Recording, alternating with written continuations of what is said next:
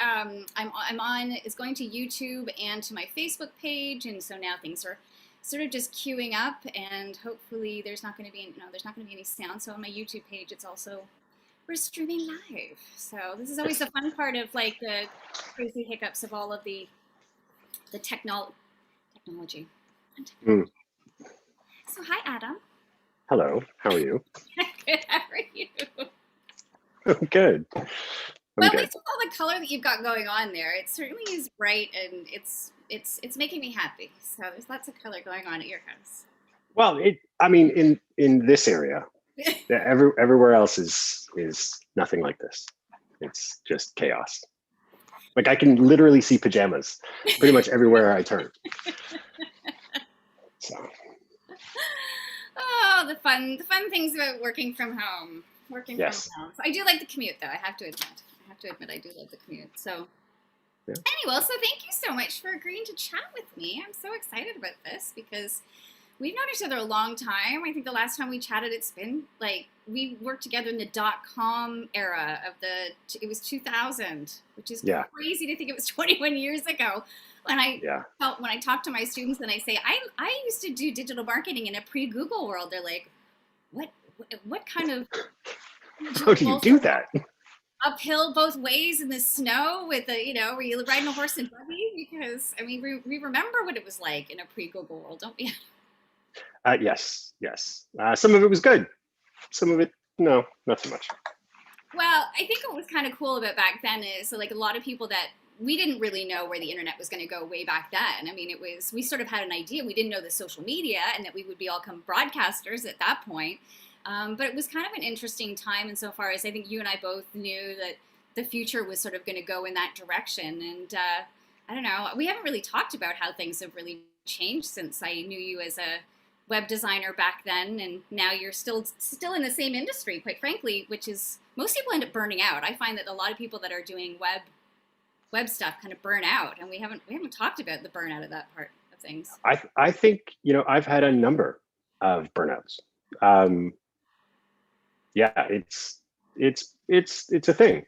But I love what I do. So burnout or not, I end up coming back, and me, I end up like disregarding health and sleep and all that stuff, and end up just working till 3 o'clock in the morning because it's what I love to do. I'm trying to do less of that. I'm trying to do less of that. But yeah, it's an evolution of where we were, but it's still very much the same thing. Yeah.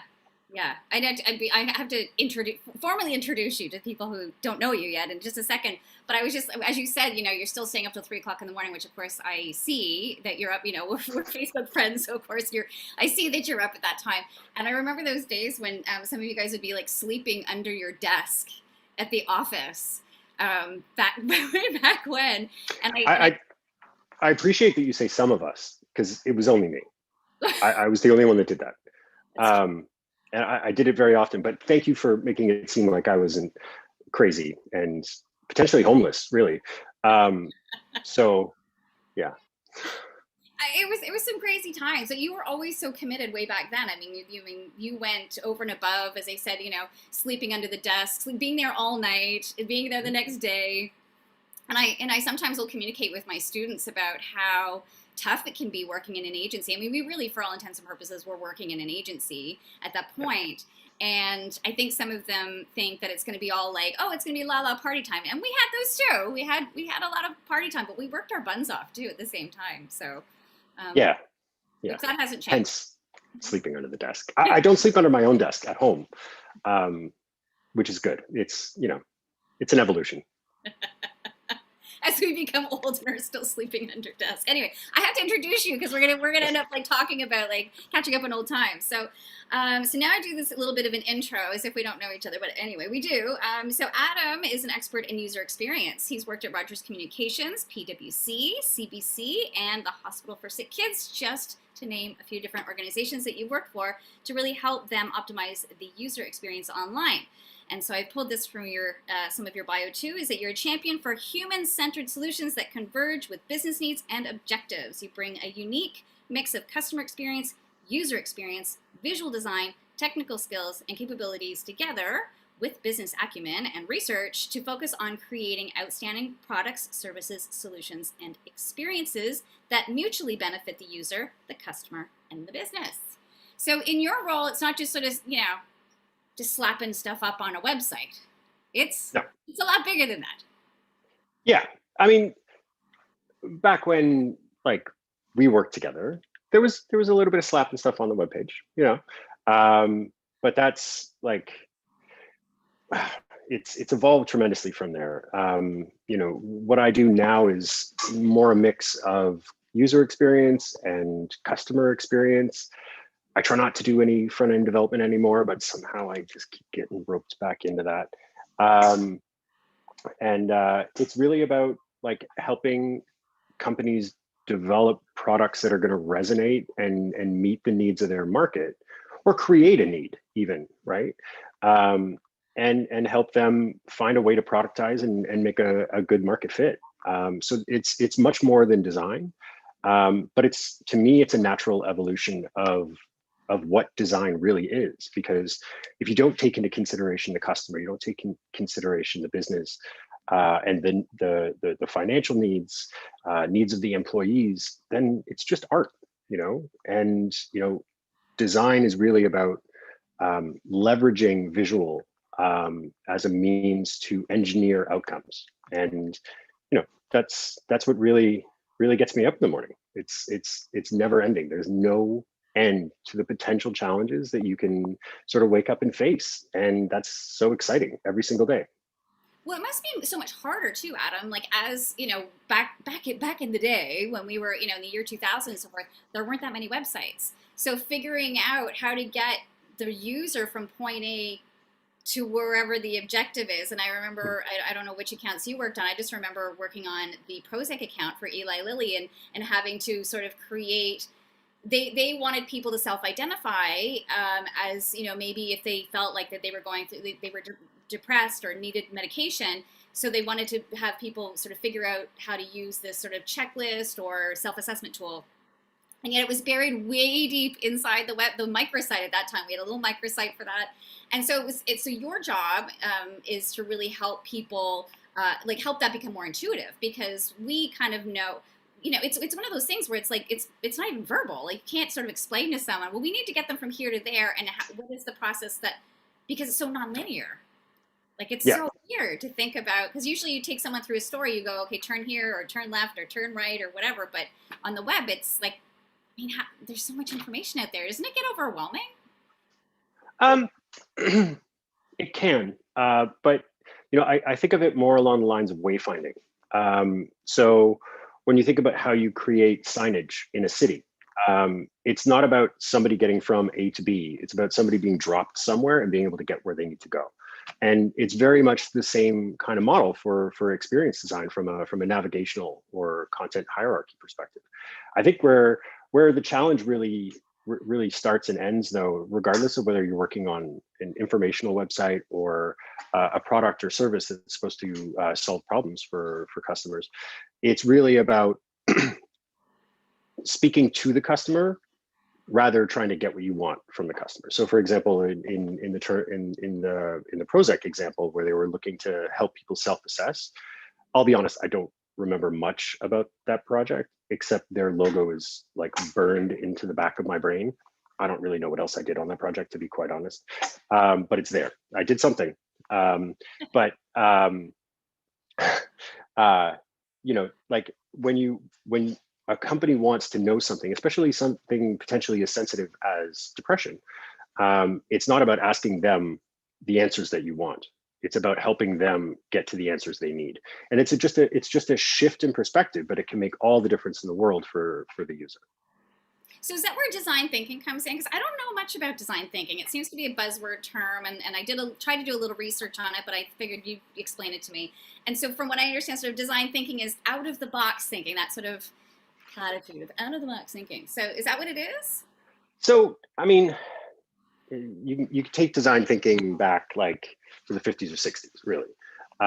But it was popularized in the 1990s by a company called IDEO, which is one of the top tier like design firms all time, multidisciplinary. They do physical products, they do architecture and all sorts of stuff. But you know, they really made their their design process concrete, and in combination with the D school, sort of really brought this into the mainstream, and it's tremendously gaining popularity over the last 5 or 10 years, really. I mean, everyone's doing it now. It's called design thinking because it allows you to think like a designer, and the first, like, it generally starts in 5 steps, right? So we have like empathy, we have definition of what the problem is, ideating around a solution, prototyping that solution to make sure that it's the right thing and for the right people, and then testing to make sure that your implementation of that idea is correct. You know, that's kind of the framework, but a lot of times what ends up happening is like companies will use design thinking as more of a form of theater. And it's kind of like, get everybody in the room and we'll talk about ideas and we'll work together and we'll co-create. And at the end of the day, it really doesn't solve a lot of problems because it's not starting from a place of empathy, but it's also not starting from a place of purpose.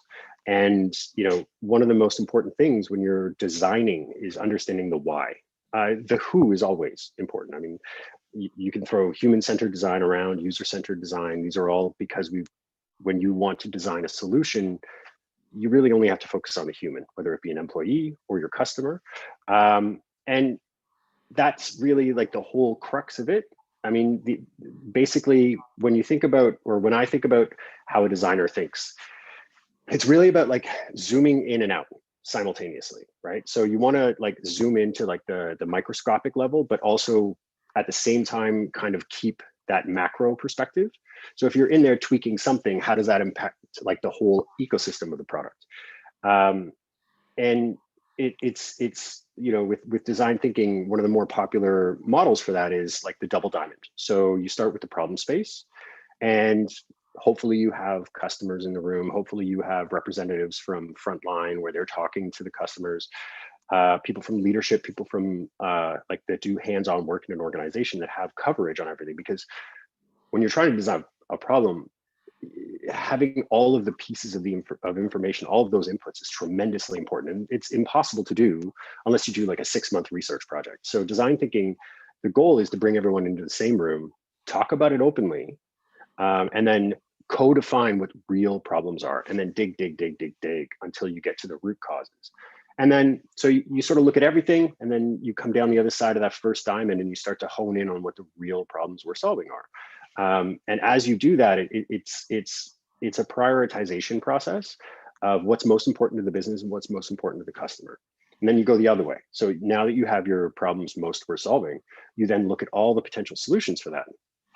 And in a proper process, you know, you'll look at how much it costs, how much time it takes, what's the level of effort, and what's the general benefit of each of these solutions. And then you boil that down and you find the real things that matter, whether it be to the business, to the user, or to both. And that's what you focus on. So it's that process is generally quite effective. But again, pardon me, if you don't start from purpose, none of it really matters, because it's all like, people forget, especially in larger organizations, what the purpose of that company is.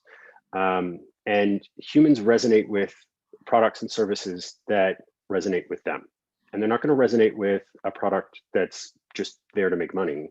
They're going to resonate with a product that itself has purpose. And you know, that's really kind of the key. You know, like with if you don't mind me doing a little bit of a plug, with tension, you know, one of the things that we do is we always start from purpose, whether you're a large organization or a small one, and really start to understand why you're doing this as an organization. What do you stand for? And that becomes part of the DNA of every solution that we build.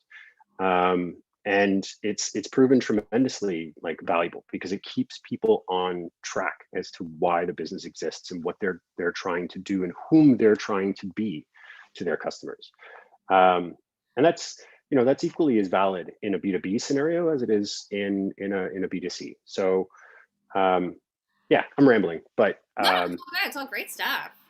yeah, it's a great process, but it's it can be applied to anything. Like you can use it for a product, but you can also use it as a method to uncover optimizations in your supply chain. Like there's so many ways to use it. The problem is, again, it's just more often than not theater. Well, that's so fascinating because I think a lot of people would sort of assume that what you do is like, oh, I just need these few pages thrown up on a website. Because I remember back in the day when we were working together, it was always like, but how long does it take? It's the web. You can put it up right away. Like there was always sort of this expectation that everything was just like, well, the web is fast, so just get her done, get her done. And then so like, to your point though, to reverse engineer what are the objectives, like what do we need to get out of this, and each person from the senior executives are all like, what's the ROI? How much money are we throwing at this? How much we're going to get back by it? And then understanding the user experience, it's confusing as heck to have all of those people who have different objectives to get to where they need to go. It's a balancing act, for sure. But that, if you have a solid prioritization process, that's more quantitative than it is qualitative, then it gets kind of easy to decide what you should and shouldn't be building, and how you should. One of the things, especially as it comes back to user experience, like one of the things we as an industry on the whole, and I'm not saying it everyone, but generally user experience designers and designers in general don't like to talk about our KPIs. And I mean, that's a big miss, because the experience that you create can be tremendously valuable, and see significant returns for the business, but we don't track them. We don't measure them. We rarely talk about them. And that's a big missed opportunity, because, I've had the opportunity to work in certain situations and certain clients where, or organizations where those KPIs were measured and they were just mind blowing. And it was directly tied to design. I mean, there were other factors obviously involved, but we could easily tie certain business metrics back to the position of a button, or the how close a CTA was to a piece of data, just from an emotional reactionary standpoint and from a behavioral standpoint. I mean, these kind of small tweaks and iterations can make a huge difference. Yeah, that's kind of wild. Because like, to your point, like who thinks that, like marketers should be thinking about those key performance indicators. They should be thinking about, but we don't necessarily think of. I was on a webinar last night with a doctor who focuses on analytics, and he's an ad fraud specialist, and it was really interesting. Yeah, it was so cool. And so to your point though, like he was showing like the hot spots on where people's eyeballs go, and all that kind of stuff is stuff that, from an outsider's perspective, somebody who is using the web, it's kind of like, you're like, more people are just frustrated. Like, I just want to get what I want when I want it. And they don't necessarily think about, well, like the business doesn't necessarily think, because we're so, the quote I say all the time is, when you're inside the jar, you can't see the label.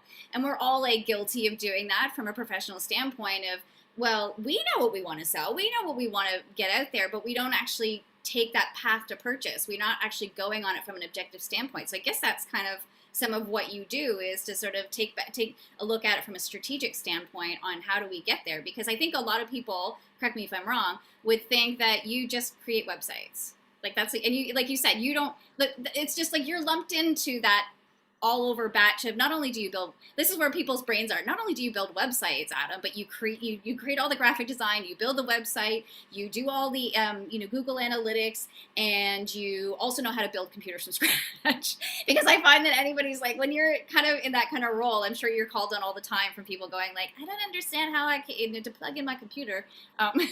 You're expected to do everything, but really your role is different than all of those hats. You understand all of those pieces. Yeah. That's not what you do. No. I mean, I at my new co-working location, there is more of the like fixing of computers kind of thing, but I have a good relationship with my coworkers. And generally, I that's really not the area of expertise, but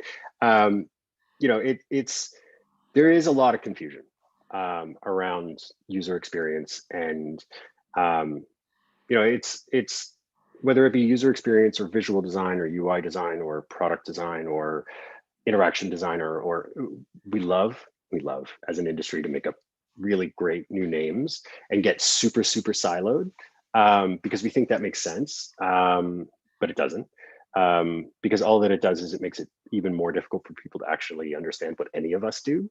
But I mean, that's great. You want to, you're a product, cool product designer, it's fine.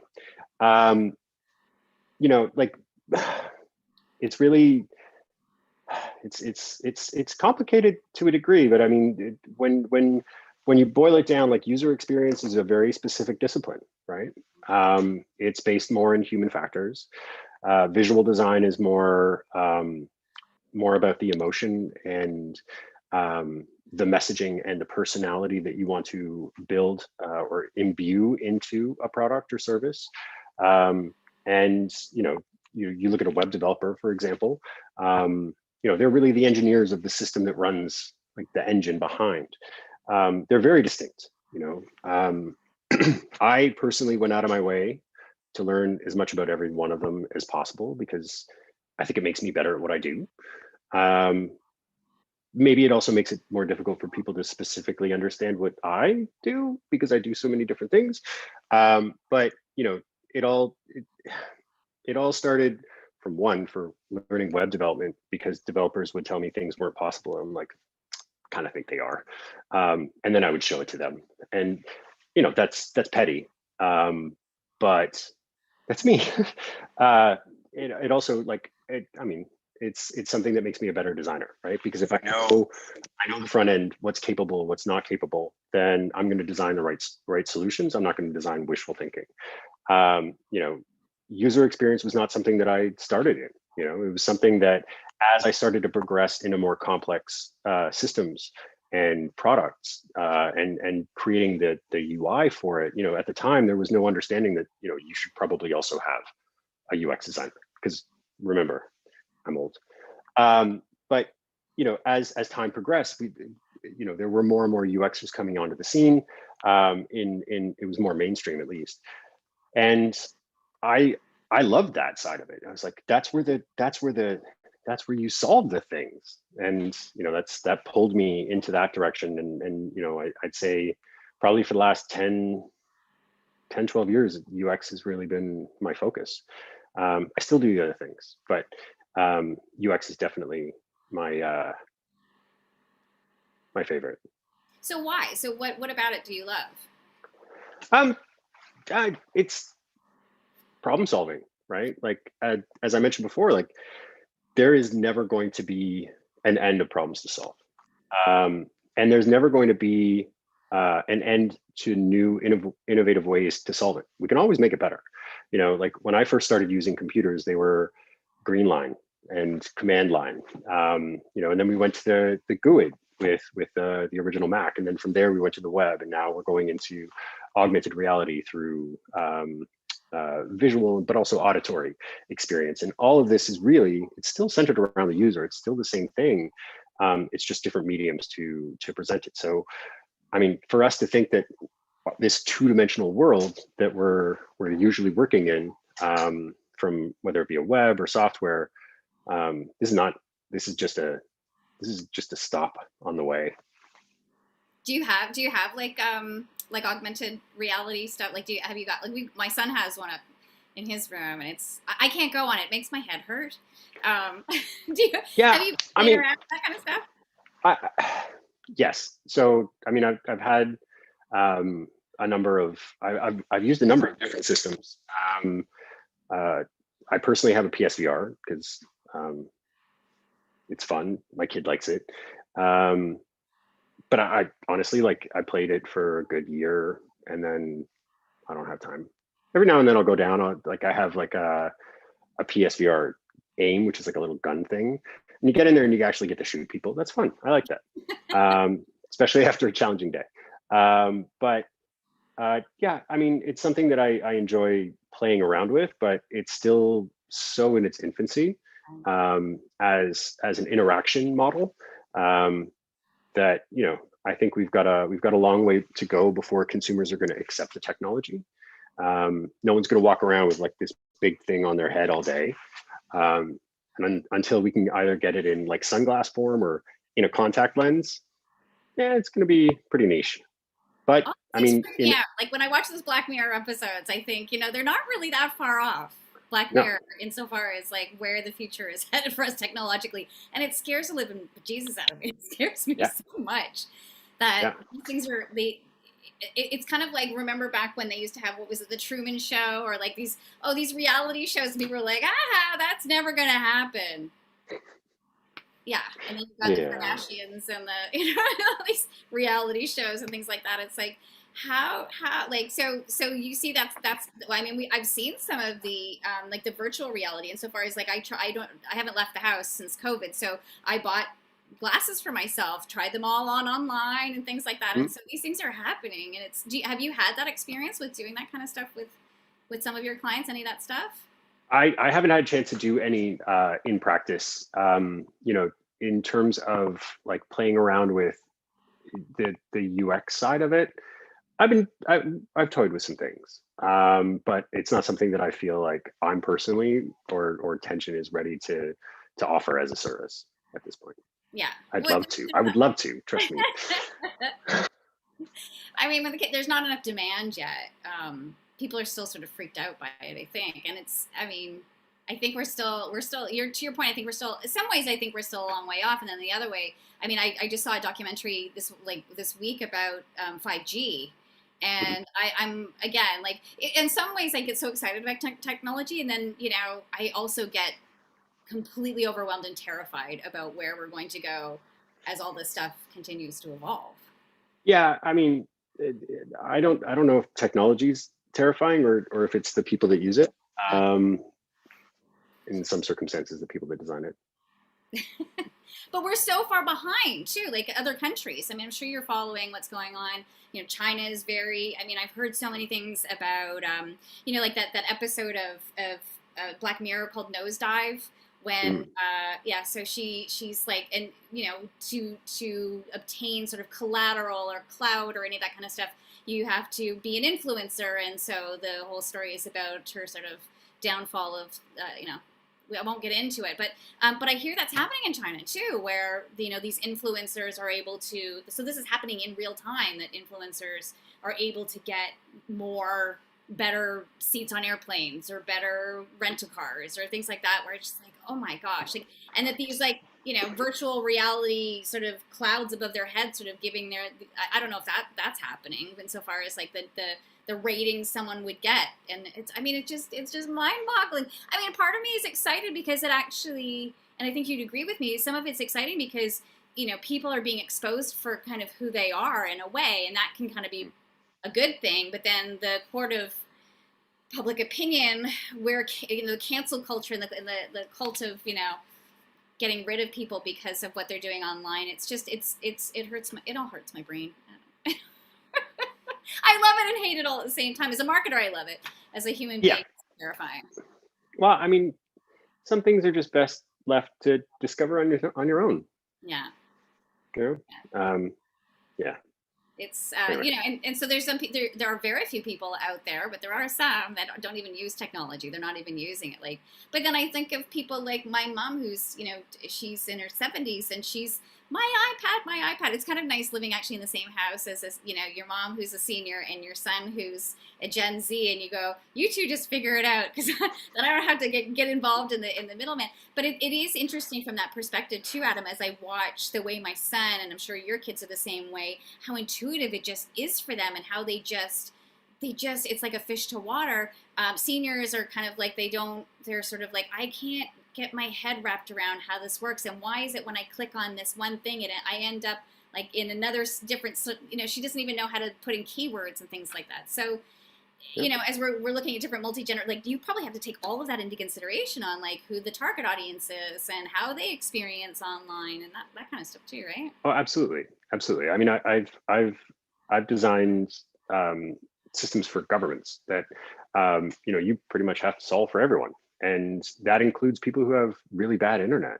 I mean, I think that one broke my brain. Like, how do I design something on the internet that solves for bad internet? Anyway, obviously there are considerations you can make, but it has to be inclusive. There are ways to do that. The easiest is lowest common denominator, but that limits the experiences you can deliver. You got to find a balance, right? But in user experience, in the way that you're describing, like kids are able to just pick stuff up, it's because I mean, I'll just say it, user experience designers have improved their craft significantly and honed in experiences and leveraged and borrowed and stole patterns from other UX designers and popular products. So I mean, I'm not always the guy that's going to be running down promoting patterns in UX all the time, as anyone who knows me can attest to. But it's those patterns that make things just understandable. Like my 4-year-old can pick up a new app and just use it and never have to ask me a question. Maybe the first couple of apps she had some questions. Now she can just navigate on her own, and that's because we've built upon common knowledge and common experience and common expectations in our user base, and leverage that to create products that are intuitive. They're just really learned. Do you think Mac was like a game, like Steve Jobs and like that, like was that the big game changer? Because I mean, that from a user experience, and that's why we became sort of a Mac family. I hear from other people that actually know things about technology, they're like, nah, Mac's not the best, but from a user standpoint, I knew to get my mom a MacBook or like an iPad, because I just was like, this is going to be so much easier than you trying to navigate around something else. It is much more intuitive. And were they the big game changers as far as usability? So, I mean, I'm not going to get into the argument of like Mac versus PC, because it's just not worth it, because PCs suck.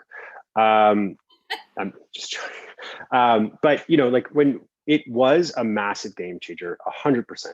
If you go back, like I think it was in the 50s or perhaps even earlier, one of the first attempts at creating a computer visualization system was a big goggle on somebody's head that tried to translate data into 3-dimensional objects in the screen. So basically VR. Wow. In the 50s. But computationally, that was not possible. Like there was just not enough horsepower to render information fast enough in that format.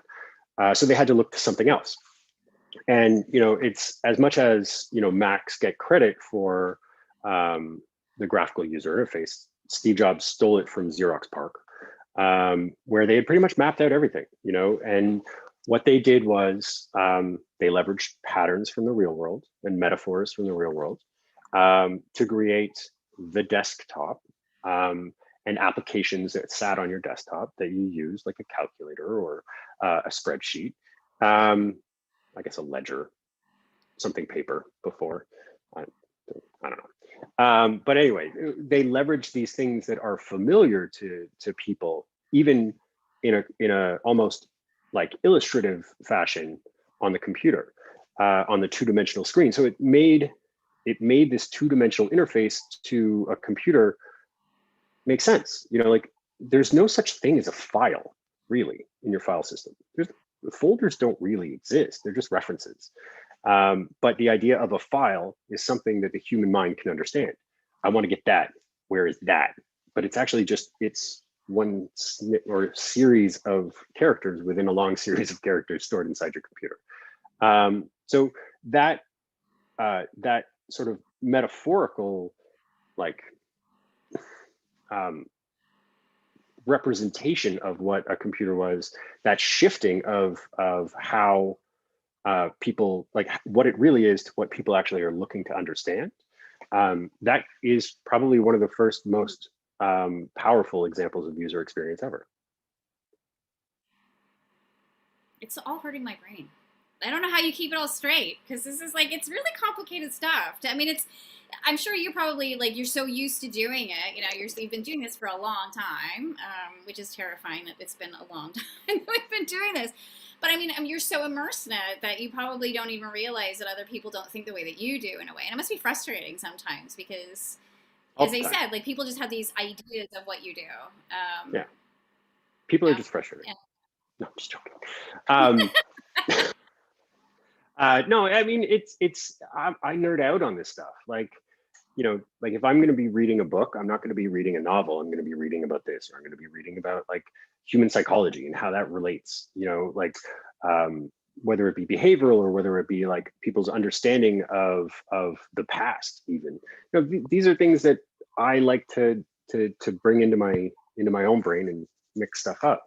Um, I can't say enough about like from a design perspective, consuming other ideas just as often as possible just gives you more ammunition to create new ideas, right? Because it gives you more nodes that you can connect in your network to abstract a concept that's looked at like, no, that's the way it is. But if you can take it and the way I see it, and I like, I can only assume this is how other designers see it. But when I look at a problem, have you ever seen one of those explosion diagrams where it's like an object and then they like explode it out and all the nuts and bolts and like pieces of it are sort of shown how it would come together?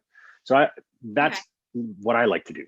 Like I'll take something and I'll explode it out and then I'll look at every single thing inside and then try to find connections to other things that I know or things that are sort of arm's length.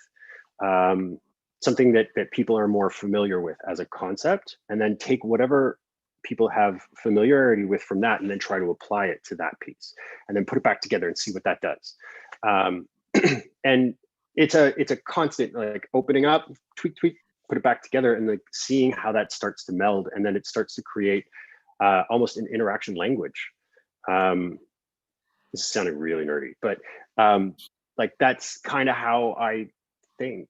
I don't Yeah. know how to I think explain it. I imagine it's like the beautiful, like the movie in Beautiful Mind, when the guy just like everything's sort of in this like up in the air, and you just because it's not linear. You're not. It's not like you're going from like A to Z. I mean, the pings and the where everything's are going. The fact that you're able to sort of process that and understand it from a behavioral standpoint, from what the client wants, like all of that stuff is just like you're spinning a lot of plates at the same time. Yeah, it's that, but it's also like Mad Men. So, they're working on something, they can't figure it out. They go out, they get completely blasted, and they're sitting somewhere at the end of the night, and they're having a random conversation, and someone says something, and it just there it is. That's the solution, Okay. and it seems so simple, but that's it, right? Like you take everything apart, you index it, you categorize it, you think about it in all these different ways, and then it's just one thing, and it's just that tip of the iceberg, that last straw that broke the camel's back, and it all just sort of crumbles into place. Mm. Crumbles probably not it's not really positive, but you know what I mean. Yeah, yeah. So, and it's funny that you say that. What popped into my mind when you were talking about all this stuff is there's a guy that I follow who calls himself a digital anthropologist by the name of Brian Solis. I don't know if you've Mhm. ever seen him in his work. And he said the social media, specifically, he's talking about social media, is much more about psychology and sociology than it is about technology. And I was like, Yep. oh, well, that's why it makes sense to me because I'm not technologically savvy at all. I sometimes don't even know how to plug in a computer, quite frankly. But when it comes to marketing and understand, and I took psychology in university, and I'm a nerd like you. Like I love to watch and learn and think about how do people process information, and how do we why do we come up with objections, and how does our brain work in a way that stops us from doing things or allows us to do like that behavioral economic stuff. Like I'm such a junkie for all of that stuff, the social selling things of how to get people from A to Z, and it's all about rapport and emotions and all that other stuff. And so again, like that's what makes me fascinated with social and digital, is really because it is more about people than it is about technology, right? Yeah, absolutely. And so is user experience, right? Like it all comes from the human's ability to interact with, and how a product interacts with a human, right? Um, it's really psychological. It's all based in bias. It's based in past experience. We try to leverage what we can from what people know, and build things that not only like do what people are expecting, but you want to build in a little delight here and there. so that there's, some joy in it. And even in like the most mundane business to business applications, there are ways that you can engineer delight, just by surprising and presenting things to users in a way that they never expected. And also you've got to take into consideration how are people using, and this is what I teach in some of my classes, is that, we're living in a mobile first world, but then when it comes to certain interactions, I want to go back to my laptop to buy things, to like research things, to really dive deeper. So it's like, it's, where the psychology is, are people going to it or is it coming to me? Are different, it's using things from such a different perspective too. And again, as a consumer, we just want what we want when we want it, regardless of whether it's, like the app or the mobile experience and it's just like, there's just so many components in it to make sure that from a quality, and also I'm sure, you have to check against different kinds of browsers and different kinds of like all that kind of stuff that all has to sort of go into play. Yeah. Coming up with an idea and how to roll it out or how to fix things, how to tweak things. And so it's, yeah. And, it's there's, I mean, everyone will say that like mobile first, it's a lovely term. I mean, obviously you have to be on mobile, just by the very nature of our busy lives. It's not because, people expect something to work on mobile. It's because people don't have often that much time to be sitting down in front of a computer, not doing work or what they're supposed to be doing. So you do have to create the right experience for those, but it doesn't necessarily mean that you have to create the same experience, right? Like what makes sense in mobile doesn't necessarily make sense from an experience perspective on desktop. Obviously you want to, from an efficiency perspective, not reinvent the wheel for each of them, but that's not to say that you shouldn't tailor your experiences to the medium it's being enjoyed in. So crazy. It's just, you're hurting my brain. I think I've got, obviously I've got a bunch of questions that I had prepared myself and we've just gone, and I'm just so fascinated with all the different things. So do you think that that's the biggest like when people go like, you're at back when we used to see people and you say, oh, so Adam, tell me what you do. How do you explain that to people, what you do? Or do you just sort of just say, oh, do you just make up some stuff that they can understand what you do? So I went through a very long period where I would just say, I do some things, and I would leave it at that. But I don't know if that had to do with not wanting to explain my career or actually just wanting to be mysterious, but I would do that. Today, I do say that I do user experience and customer experience, which then is a whole other layer of what. But if they ask questions, I'll answer them. If they don't, generally, I'll leave it as is. But there is, to your point, there's some pretty big misconceptions about what we do, when we do it, when we should be involved. I think one of the biggest things is a company or anyone who's building a product or service or creating an additional digital play, they'll map out exactly what they think it should be, and then they'll pass it off to the UX designer to make it easy or to map out their idea. And that's kind of a ass backwards way of going about it. To not consider the patterns and the experience and the human expectations that user experience practitioners bring to the table right when you're starting to try and figure out your product is like asking or building a Model T like car and then asking somebody to retrofit it with a Ferrari body. It's just like, oh, it'll look nice, but it's not going to go that fast. So, like, are there like with the skill set that you have? Does every company, like every big company, have a UX person on the team? I would say that most large customer-facing organizations have like a large or at least a UX team.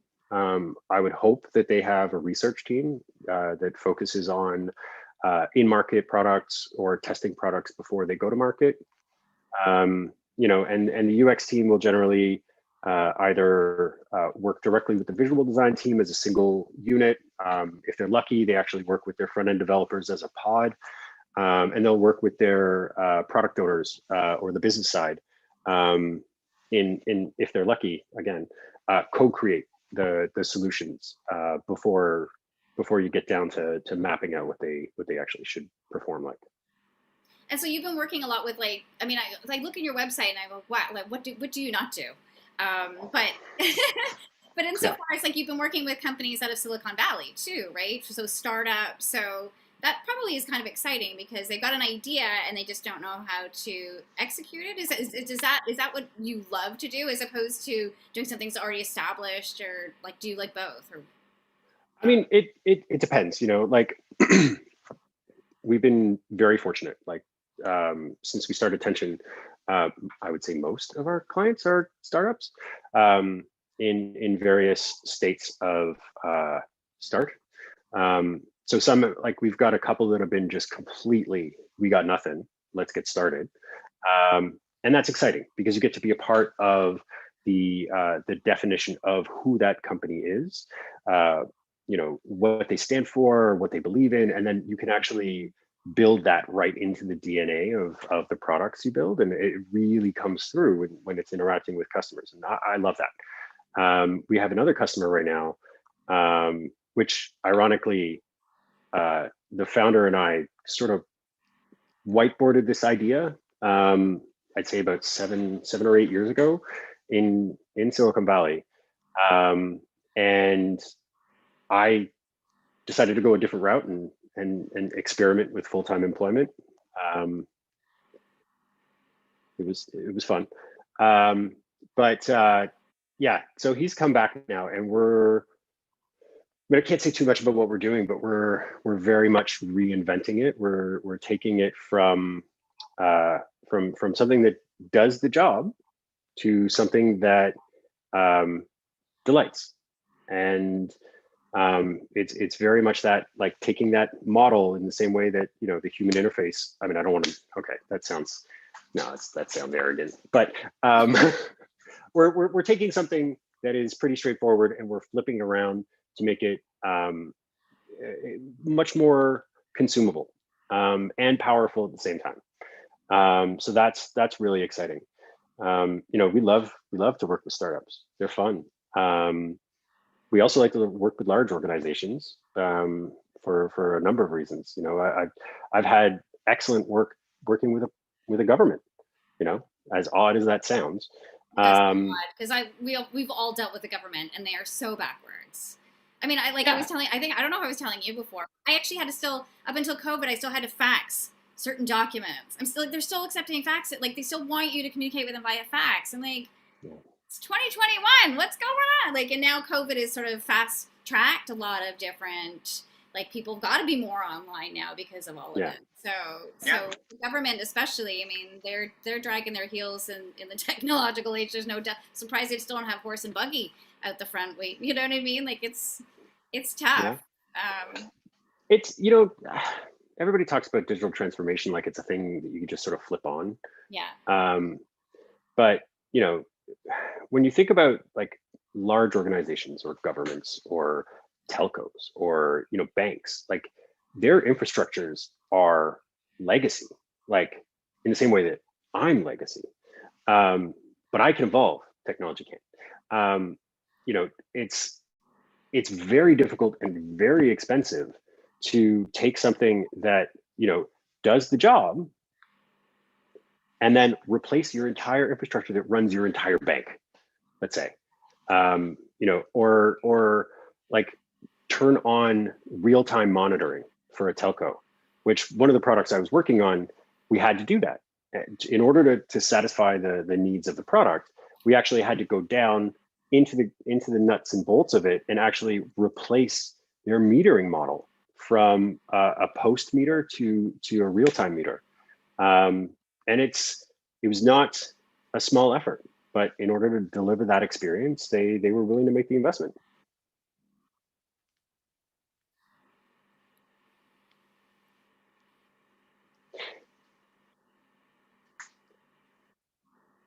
Okay. Did my internet connect? I think it might have. I'm sorry, and I Yeah, did. I think I told you keep Sorry about that. talking. I know, and I That was didn't. I mine. did the exact opposite of what I was told. I'm so sorry. Um, It's okay. usually, Are you there? Are you I there? can, Yeah. yeah. Usually, people can't get me to stop talking, so I'm sorry. No, I lost you. I don't know where you went. You were like legacies and changing things. It's expensive and it's Yeah, overwhelming. Sure. yeah, Yeah. yeah. Yeah. But when the need arises, or the value presents itself, it's worth the investment. Yeah, but it's tough because you got and I even have I found this and I put it into my into one of my PowerPoint presentations and it's sort of like the first little snippet is like all these departments are all siloed and the customer experience is like all like this, but at the end of the day they just want this and it's like wow, like just people don't necessarily conceptualize how involved it is to make to change things and to change things in such a way that is kind of seamless from a user standpoint. Yeah, I mean, one of the biggest challenges with that is, when you're dealing with different departments, whether they're siloed or not, each department will have their own KPIs. Those KPIs will not necessarily be aligned with another department. So what's good for one is not good for the other. Right. And at the end of the day, none of it is good for the customer. So it becomes really difficult to bring change into an organization that's not willing to change at the core, Mm-hmm. because that's what it requires half the time. Yeah. Yeah. So I wanted to ask you a little bit about your new. So you used to be Liquid Reality, and you're Mhm. the former version of Atom wasn't even 1.0. It was probably like already 2.0 Liquid Reality standpoint, and now you're Tension. So what? So Yes. the branding has changed. Where like how did you come up with Tension? What's the branding around that? So anyone that's worked with me, just being in a room with me, that's why I called it that. No, I oftentimes situations can be tense with me, but I speak my I mind. don't know you as a person. You keep telling me this. I'm like, that's not the Adam I know. I mean, we've always gotten along really well. Oh no, I'm a nice guy. But I when it's the right thing for the product or the right thing for the customer, I will I will stand my ground, and I will say things that others are probably thinking but not willing to say because it's not politically correct. I was independent for so long I could care less about politically incorrect. So Yeah. um, you know, tension is something that I was sort of trying to figure out, one, what worked really well with Liquid Reality, and going client side for a while, and working in consulting. I looked at the models that were working there, and I tried to find like what very much resonated with me, is that as much as I have always promoted that user experience should be in as early as possible. Um, what I realized in the later years of the experiment, is that it's not just about user experience. It's about UX and design and development and product or business, being a single unit, from day one to delivery. And that's the model that we're promoting with tension. And it's the tension between the needs of each of those roles. So, what's good for technology isn't always what's right for user experience, vice versa, and that goes all the way around. But when you can find the right synergy across all of those different perspectives, then you have the right tension, which is better than balance, to actually create something that's going to be, one, meaningful, two, going to hit the right business KPIs, and three is going to be something that's manageable from a technical standpoint moving forward. And that's what tension stands for. Mm-hmm, mm-hmm. So, so what would make your organization? This is a hard question. It's a question I ask, or you or your organization, whichever one you want to talk about, different than everybody else out there. Like that's a tough. It's a tough question. It's the one that I don't know if I asked you that before, and I'm kind of putting you on the hot seat for that. But it's something that we all have to find our unique value propositions. So have you ever gone through that exercise to find out what makes you and your stuff different than everybody else? Uh, I mean, yeah, I don't think I necessarily had to go through any kind of like rigorous process to figure that out. For one, as we talked about my experience, I've got 25 years in this. I've played in pretty much all aspects of it, at least enough to be dangerous. And this time around, I've partnered up with a good friend of mine, Glenn Taylor, who also has 25 years of experience and really doubles down on the design side. Technology.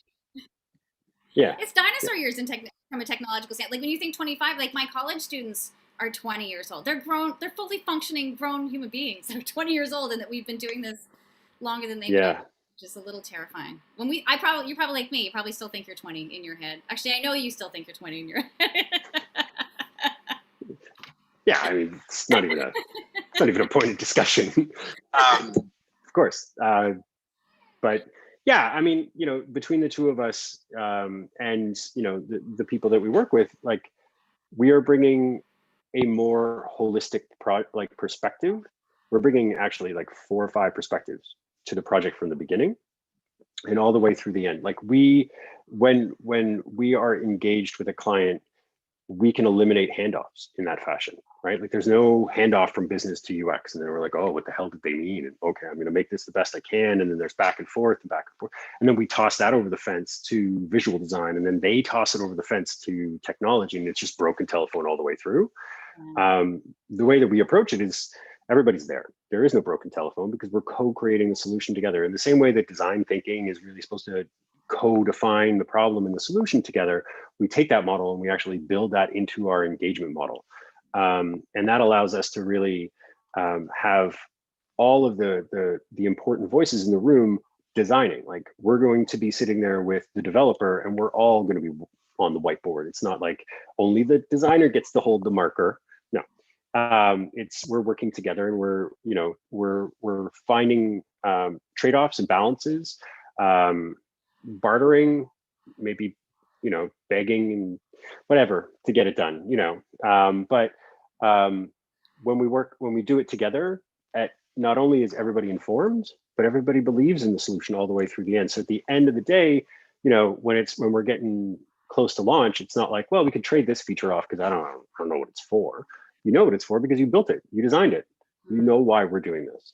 And it takes so much of the stress out of the partnerships in a development team that it's remarkable.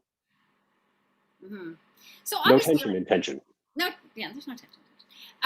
So like obviously, like there, I'm just sort of thinking because my brain, the reason why I can't even, my mouth can't even catch up with where my brain is going, because I know a few people that have been in like sort of web development and things like that, and I think what's kind of sad and what's scary is that there's a lot of hacks out there, a lot of people that be like, yeah, I can build that, I can build, and they don't, and like the people that I know that hard code, that still are hard coding, that still understand what works and how it's not going to break along the way and things like that, there's probably still a lot of snake oil salesmen out there that are promising people that they can deliver on things. And so I imagine that there's probably not that many people with your expertise, being able to sort of go, okay, so really, why are we doing this in the way that we're doing it and stuff like that. So, I mean, it's, there's a lot of really good programs in UX, there are some like get a job fast programs out there as well.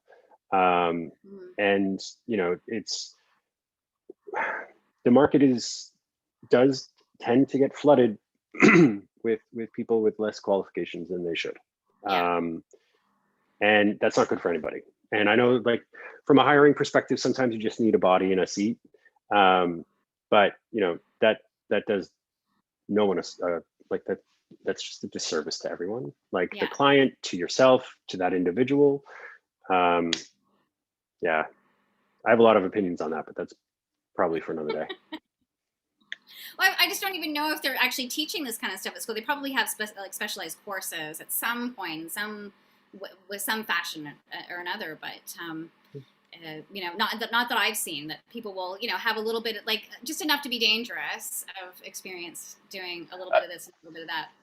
I mean, at the university level, there's a lot of really, really strong programs out there. Okay. Yeah, no, it's I mean, it's been around for a long time. It's Yeah. there's human factors, there's human computer interaction, there's a lot of different names these programs have gone under, but at the end of the day, there's user experience as a practice of that understanding.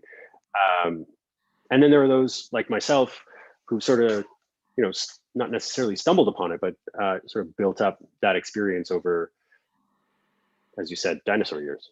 Yeah, no kidding, right? So where do you, and we're kind of, I can't believe it's the hour-long mark, but where do you think things are going to go in the future? Like, how, like, do you think that things are going to continue, like, as I tell my students, like, back in my day, we used to go to the store to get our VCRs, and like we'd rent it for the weekend and invite all the neighbors over, and now we're watching television shows and we're streaming on these little babies. So, Mm-hmm. I mean, I don't know. Do you have any snapshot or like ideas of where things might even go in the next few years? 2 years? I don't know. Well, Five?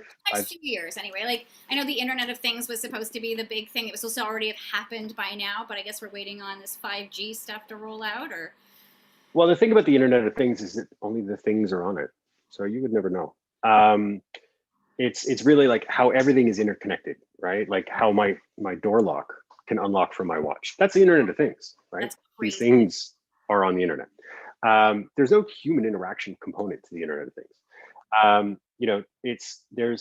There's a few things that are going to change UX in a fundamental level, and the experience that people have with digital experiences. One is obviously crypto and the blockchain, not Bitcoin or cryptocurrency specifically, but how the blockchain really sort of changes how we store and manage data, and that will have a very significant impact on experience. The other thing is, artificial intelligence and the capabilities of AI to really bring much more of an assistive, unprompted experience to users. So, whether it's just a little robot guy, not like Clippy, but that would come and be able to help you identify ways to better do the work that you're doing, leveraging the data that you have actually put into that system, and how you use that system. It can help you optimize your experience, and it should be able to restructure itself in accordance with that. So those are two major things. The other thing is, as a medium, there will be a ever increasing switch to visual and auditory for the experience. Once we get farther down the road in terms of like your Amazons, Echoes, or Series, that there's a lot that will be able to do in the future. The other thing is going to be augmented reality.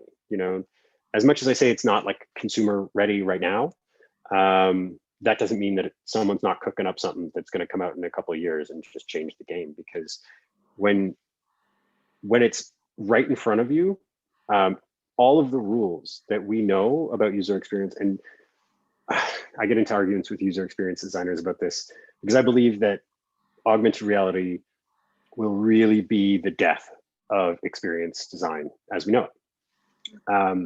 Because using a two-dimensional screen in the metaphor, most of what we're doing is we're seeking and finding, right? It's about accessing a feature or accessing information or what have you. But if it's with you all the time, your primary interaction model will be stumble upon, right? Or like, instead of grabbing a remote to change the TV, I can look at the TV, it identifies that it's the TV, and I will then have the controls presented to me. It completely flips that model. And that's one of the things that I love about the idea of experience in an augmented world, is how do you turn the world into your experience trigger? And I think that's going to be foundationally different. Like, I think everything that we know, every pattern that we're used to is just going to have to be, at the very least, changed, or better yet, tossed out. It's exciting. Well, all that Minority Report stuff, I think somebody told me once that Minority Report, Steven Spielberg was the the director and the producer on that, and that he had people like yourself, like these, and like other people, the futurists, sort of sit around a room and hypothesize where things were going to go. And I mean, Minority Report's been out for how long now? Um, Mhm. and it's getting, we're getting there with like the digital signage and all that. Oh my gosh, I mean, you and I could talk forever about this kind of stuff because it's so interesting and fascinating. I'm sure people's brains are like, ooh, like it's like how did it? But I thought it was just a website, just like coming back down to the basics. Well, I thought he just, people in your family are probably like, well, he builds websites, obviously. Perhaps. I mean, I don't know. I haven't, I haven't discussed what I do too much with my in-laws. Um, I think they understand. I do, but I honestly, I have no gauge. Like, I don't know what I know that is different from what other people know. Yeah. Right. Like, I'm unable to separate that. Right. But I don't know. Every time I open my mouth, I think like I'm just saying stuff that everybody already knows. No, but they don't. But like I'm like my mind is blown. I mean I've known you a long time, and I still don't. I still didn't know all of the to the extent of all the stuff that you do. So how can people reach you if they want to find out more about what you do and how you help and all that other stuff? How can people reach you? Well, I'm at home, um, but Well, they also can you come to can your reach me. house. What? Yeah, don't come to my house. No, you can reach me at wearetension.com. And you can reach me specifically at Adam at weareattention.com, or my business partner Glenn, GLENN at weareattention.com. Yeah, I'm happy to have a chat about anything. Yeah, because it's kind of, I mean, as I said, like I still, it's funny because sometimes, as I said, I've known you a long time. I looked at your website. I think I get an idea of what you do, but this is actually just taking it to a whole different dimension altogether. I think you're living so far into the future, Adam. You have no idea. You're already there. You're already way so far in the future that people are like, what the hell did he just say for the past I have no idea. I get it a little bit, but it's still pretty mind-boggling. No, And you're so I mean, immersed in I it. You're hope it like, was well, informative. everybody. No, it was I mean, for I don't me. know. I think it's really fascinating. I think it's really interesting. It's really cool. Well, So fortunately, I enjoy it as well. yeah, no, and like, that's it. That's your why, right? Okay, so the one thing I want to tell everybody, anybody that's watching before or now or like later or whatever, well, they couldn't watch before, but later if they're watching, to share their biggest takeaway, their biggest aha moment. If there's anything that you learned, please, put that in the comments. And I just want to thank you so much for taking the time to chat with me. I'm so excited that we got to talk about this kind of stuff, and I'm sure some of our old friends from MetaConsult will be like, I remember that guy, that I hope not. that troublemaker from back then. It was like the .com era. It was such a wild time. I made the most amazing friends that are still my friends to this day from that .com, even though it was not an easy, as you know, we won't even go down that rabbit hole. It was not easy for me that year, but it was a wild, wild ride in that .com time frame. Anyway, so it was crazy. And so next week, I'm talking with a gal. Her name is Kimberly Black. And so Kimberly and I used to teach at the college. We met because her class was before mine. My class was after hers. And she's been through a lot in the past year or so, or more, really. So as an educator, public speaker, and a research, and her personal experiences. And she's been, I mean, people have to wait. Hopefully, you're going to watch next week, Adam, because this woman, it's just mind-blowing what she's been through. And so she's helping focus on women to build resilience and confront life's adversities with courage, and how to really get people, how to, not only just women, and how to deal with adversity through change, but how men can support women through the change of adversity. And she was a victim of something that was very violent. And so I'm really interested to hearing her story, because she's really sort of flipped the script on it, and really turned into a survivor and a thriver as from the adversity that she's experienced. And so I know I'm going to be emotional next week when I talk to her. I'm going to be so choked up, but I hope we're going to have a lot of fun talking about how to take those those challenges, which, I've known you long enough. We've both been through some challenges, and to the right person, it can make you stronger, and you learn from it. And so I'm excited to talk to Kimberly next week. So thank you again, Adam. I know we're going to be talking online soon enough, because, I see you on at 3 o'clock in the morning when I wake up in the middle of the night with my insomnia, and I'm like, hey, Adam, what are you doing still? So I guess I'll see you there.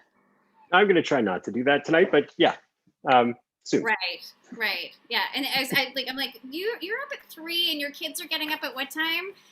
6. Yeah. So you've got like what, 3 hours of sleep? So hope It, hope you take that, advantage of the power naps. it's enough guesting for a couple of days. Anyway, thank you so much, Adam. Thank you Talk so to you much. soon. Okay. Bye for now. Bye.